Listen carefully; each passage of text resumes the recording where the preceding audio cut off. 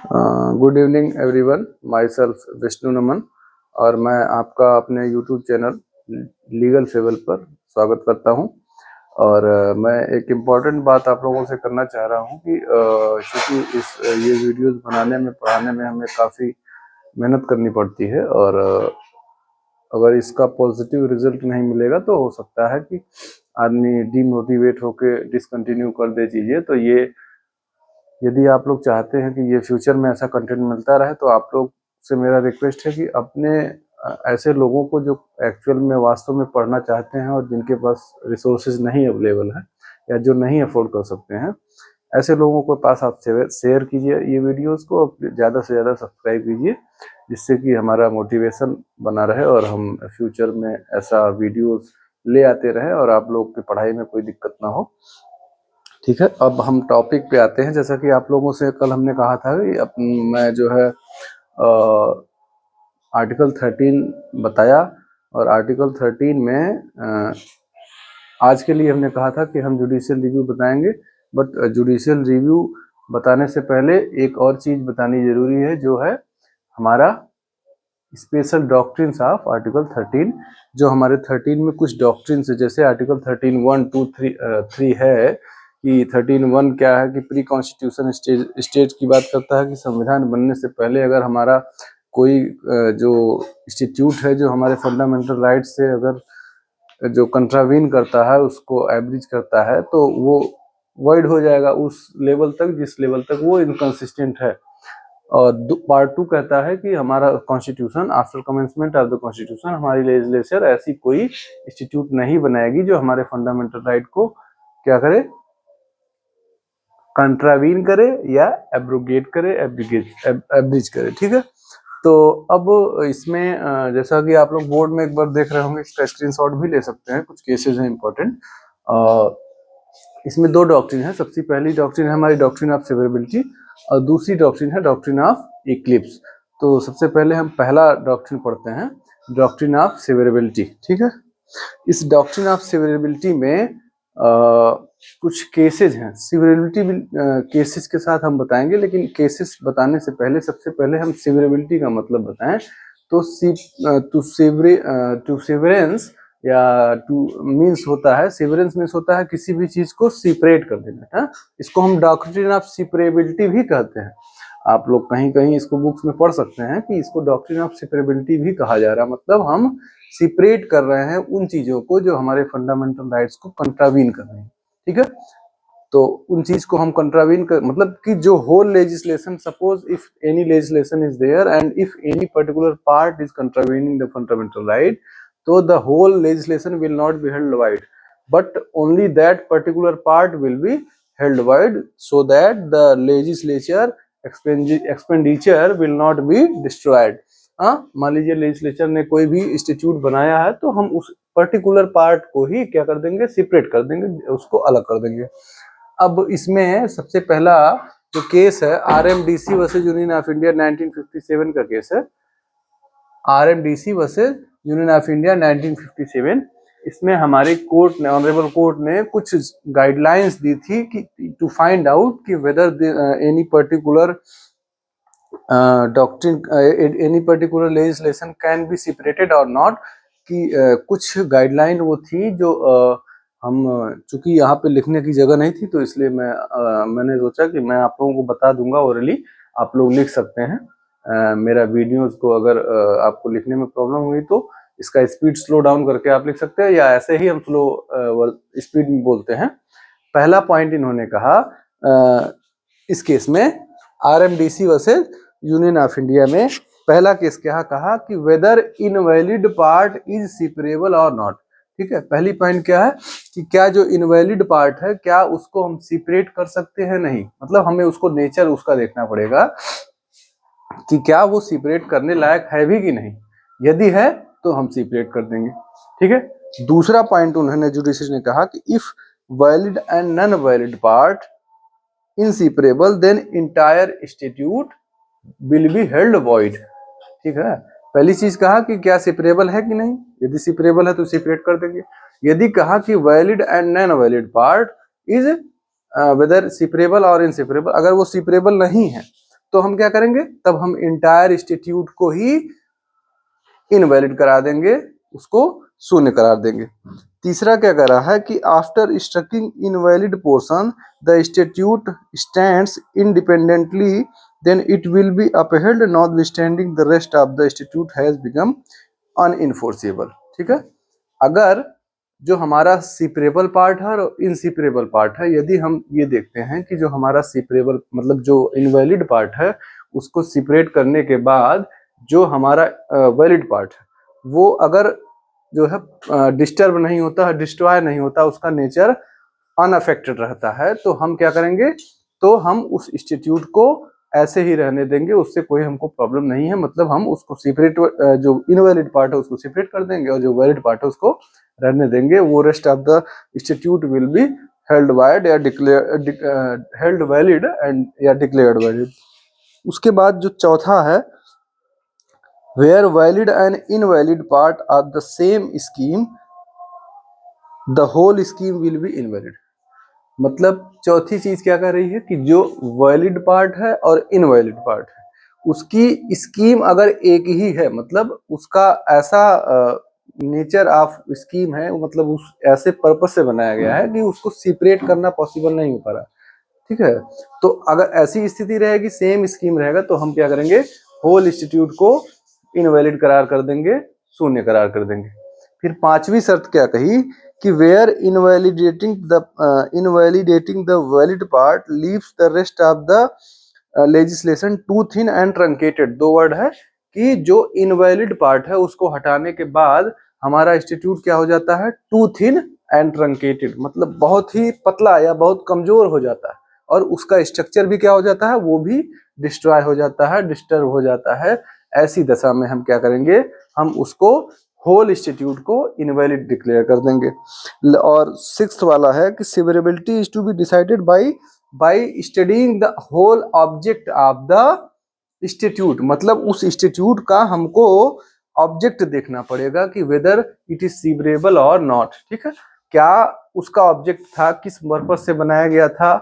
यदि हम उस जिस पार्ट को सेपरेट कर रहे हैं, जिस पार्ट को हम उसको निकाल रहे हैं, यदि उसको निकालने से वो पर्पज ही फेल हो जाएगा तो हम होल इंस्टीट्यूट को वॉइड करार कर देंगे। लास्ट वाला कह रहा है कि to find out the legislative intent, हाँ, कि हमारा जो लेजिस्लेचर है उसने किस पर्टिकुलर इंटेंशन से उस पर्टिकुलर मैटर को क्रिएट किया था। कोई लेजिस्लेचर बनता है तो उसका प्रियम्बल होता है, जैसा कि हमारा प्रियम्बल इंडियन कॉन्स्टिट्यूशन का है कि we the people of India having solemnly resolve to constitute India into a sovereign socialist secular democratic republic. कि मतलब हम अपने इंडिया को कैसा बना रहे हैं, सॉवरेन बना रहे हैं, सेकुलर बना रहे हैं, डेमोक्रेटिक बना रहे हैं, रिपब्लिक बना रहे हैं। ये सारी चीजें प्रियम्बल में है ना। करने का मतलब कि प्रियम्बल डिक्लेयर कर रहा है कि ऐसा एक उद्देश्य हम ऐसी कंट्री हम अचीव करना चाहते हैं। तो उसी तरह से हर इंस्टीट्यूट का एक प्रियम्बल होता है, तो हमको उस इंस्टीट्यूट की प्रियम्बल देखनी होगी और उसकी हिस्ट्री देखनी होगी कि उसकी हिस्ट्री क्या है। ठीक है, अब इसके बाद ये तो हो गया डॉक्ट्रिन ऑफ सेपरेबिलिटी का जो सबसे इंपॉर्टेंट केस है पहला। इसके बाद दूसरा केस है ए.के. गोपालन वर्सेस स्टेट ऑफ मद्रास 1950 का केस है। ए.के. गोपालन वर्सेस स्टेट ऑफ मद्रास 1950 का केस है, जो इस इंस्टीट्यूट में ये प्रिवेंटिव डिटेंशन एक्ट एक था जिसका सेक्शन 14 जो है वो हमारे इंडियन कॉन्स्टिट्यूशन के आर्टिकल 14 से कंट्रावीन कर रहा था। ठीक है, section 14 of the preventive detention act under the case of A K. Gopalan was contravening with the provision that is article 14 of Indian Constitution। तो लेजिस्लेचर के सामने प्रॉब्लम थी कि अब हम क्या करें, तो लेजिस्लेचर ने कहा कि that particular part which is contravening the article 14 will be held unconstitutional या विल बी हेल्ड वॉइड। वो पार्ट को ही वॉइड कर दिया, बाकी रेस्ट ऑफ द प्रोविजन को वैलिड रहने दिया। ठीक है, फिर उसके बाद तीसरा केस है state of Bombay versus F N. Balsara. ठीक है, ये 1951 का केस है और इसमें भी क्या हुआ, बॉम्बे प्रोहिबिशन एक्ट 1949 का जो एक्ट था, इस एक्ट के भी कुछ प्रोविजंस हमारे फंडामेंटल राइट्स को कंट्रावीन कर रहे थे। फिर वही कहा गया ऑनरेबल कोर्ट के द्वारा कि those provisions that will be in contravention of the fundamental right will be declared, that particular part will be declared as void. पूरा लेजिस्लेशन हम void नहीं ठहराएंगे, सिर्फ वही पार्ट जो है इनवैलिड या हम शून्य कहेंगे जो पार्ट हमारे फंडामेंटल राइट्स के से कंट्रावेंशन में है, ठीक है। फिर उसके बाद ये स्पेसिफिकली ये देयर आर 3 केसेस जो हम कह सकते हैं कि those are important in under the doctrine of severability या डॉक्ट्रिन ऑफ सेपरेबिलिटी, ठीक है। अब दूसरा सिद्धांत हमारा आता है जो इम्पोर्टेंट है, क्या कह रहा है, डॉक्ट्रिन ऑफ इक्लिप्स, ठीक है। इस इक्लिप्स वर्ड का मतलब होता है, ये इक्लिप्स वर्ड जो लिखा हुआ है इसका मतलब होता है टू हाइड या छिपा देना, ठीक है। इसको हिंदी में कहते हैं ग्रहण का सिद्धांत ना, मतलब जो चीज प्रॉब्लमेटिक है उसको छिपा दीजिए, ठीक है।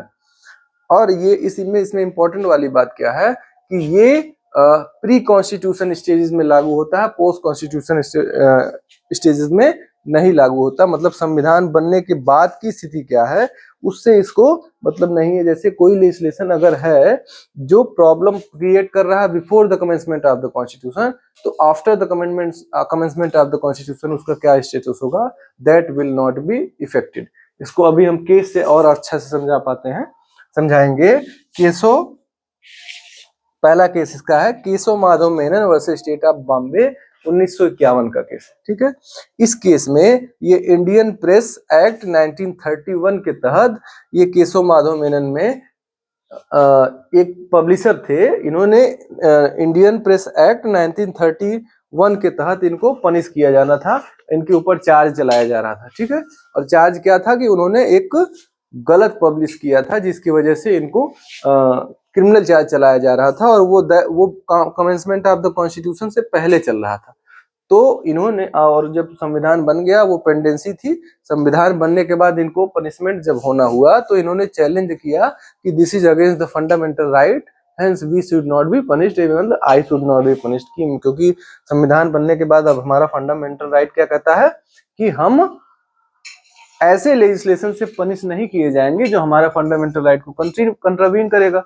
तो सीधी बात है, इसमें ये केस जो है केशव माधव मेनन वाला, इसमें लेजिस्लेचर ने ऑनरेबल जुडिशरी ने कहा कि no, you will be punished for those offenses that you have committed before the commencement of the constitution, and as that particular legislation was valid before the constitution, संविधान बनने से पहले वो legislation valid था, तो ठीक है, वो संविधान बनने के बाद इनवैलिड हो गया, ठीक है, अब उससे फर्दर कोई पनिशमेंट नहीं होगी।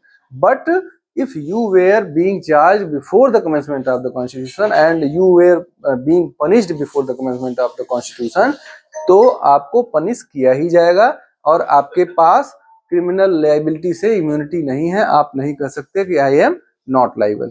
This is the case of Keshav Madhav Menon, जो बहुत इंपॉर्टेंट केस है। और इससे भी ज्यादा इंपॉर्टेंट हमारा दूसरा केस है Bhikaji versus state of MP, ठीक है।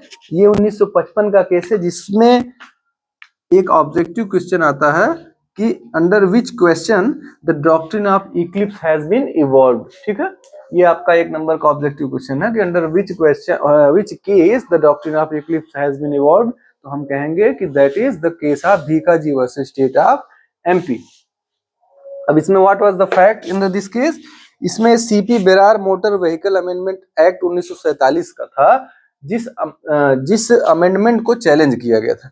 CP Berar motor vehicle amendment act 1947 का था, जिसको चैलेंज किया गया था।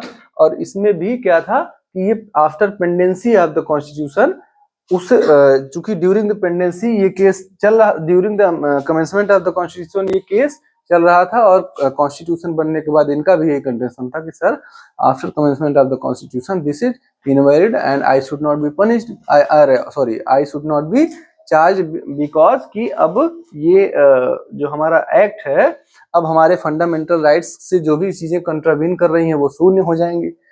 तो सुप्रीम कोर्ट ने कहा कि ठीक है, ओके, अब चूंकि after the commencement of the constitution ऐसे लेजिस्लेशन वॉइड हो जाएंगे, और इस लेजिस्लेशन के प्रोविजन को वॉइड करा दिया। इसके बाद तीसरा केस है state of Gujarat versus Ambika miss 1974 का केस है, जो पिछला अभी लेक्चर में भी हमने बताया था, state of Gujarat versus Ambika mills. इस केस में क्या हुआ था कि जो अंबिका मिल्स थी, इसने भी क्लेम किया राइट टू प्रॉपर्टी, जो आर्टिकल 19(1)(f) में प्रोटेक्टेड है। कहा कि ये हमारी जो राइट टू प्रॉपर्टी है, ये हमको दिया जाना चाहिए, ठीक है। और इसमें इन्होंने फंडामेंटल राइट को क्लेम किया।